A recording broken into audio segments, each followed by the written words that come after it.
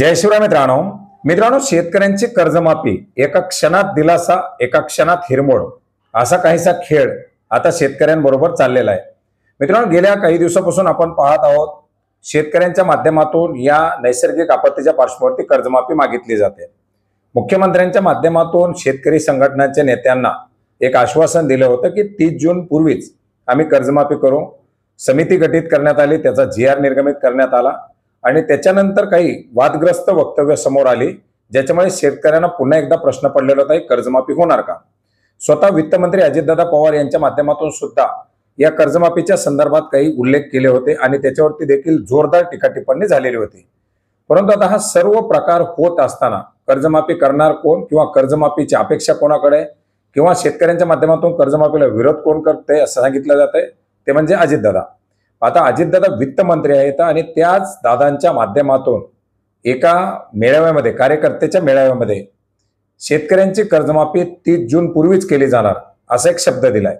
आता हा विषय कुठेतरी मिटला पाहिजे, कारण कुणीतरी यायचं आणि या कर्जमाफीच्या विरोधात स्टेटमेंट द्यायचं आणि पुन्हा एकदा शेतकऱ्यांचा हिरमोड व्हायचा असा काही प्रकार या ठिकाणी सुरू होता। येणाऱ्या आर्थिक वर्षाचं बजेट मांडत असताना मार्चमध्ये जे काही बजेट मांडलं जाईल, या बजेटमध्ये कर्जमाफीची तरतूद केली जाईल आणि ज्या शेतकऱ्यांना गरज आहे किंवा ज्या शेतकऱ्यांची कर्जमाफी केली जाऊ शकते, म्हणजे आता ही जी काही समिती अभ्यास करणार आहे, त्या समितीच्या माध्यमातून जो काही एप्रिलच्या पहिल्या आठवड्यामध्ये प्रस्ताव सादर केला जाईल, त्या शेतकऱ्यांची 30 जून पूर्वीच कर्जमाफी केली जाणार अशा प्रकारची माहिती त्यांच्या माध्यमातून आता देण्यात आलेली आहे।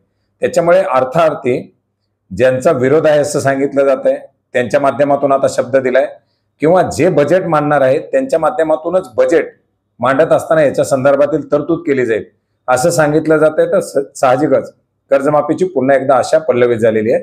मित्रांनो, एकंदरीत समितीच्या माध्यमातून अभ्यास केला जाणार आहे। तो समिती एप्रिलच्या पहिल्या आठवड्यामध्ये आपला डाटा देणार आहे आणि त्या पार्श्वभूमीवरती पुढे कर्जमाफी केली जाणार असं सांगितलं जात आहे।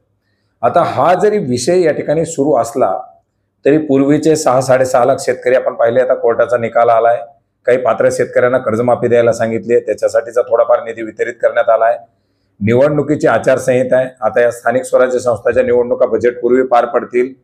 आता याचे पुढे काय रिझल्ट येतात ते पाहिले जातील आणि त्या पार्श्वभूमीवरती जर या निवडणुकामध्ये जर काही झटका बसला तर मात्र बजेटमध्ये साहजिकच सरकारला ती कर्जमाफीची घोषणा तर झालेलीच आहे, तरतूद त्या ठिकाणी करावी लागेल। आता या पार्श्वभूमीवरती मग आता पुढे काय काय घडामोडी होतात हे पाहण्यासारखं आहे। परंतु तुर्तास तरी आता मुख्यमंत्र्यांच्या माध्यमातूनही आणि वित्तमंत्र्यांच्या माध्यमातूनही 30 जून पूर्वीच कर्जमाफी करण्याचं आश्वासन देण्यात आले। आता या पार्श्वभूमीवरती आता सध्या तरी कर्जाच्या वसुलीला स्थगिती देण्यात आलेली आहे। शेतकऱ्यांना साहजिकच तोपर्यंत कर्जही भरायची नाही, तर अशीही वाट पाहिजे आणि तशी वाट पाहिजे। तर वाट पाहूयात काय होतंय आणि नवीन जर याच्या संदर्भात आणखीन कुणी काही स्टेटमेंट दिलं किंवा नवीन काही अपडेट आलं तर ते अपडेट देखील नक्की जाणून घेऊयात। धन्यवाद।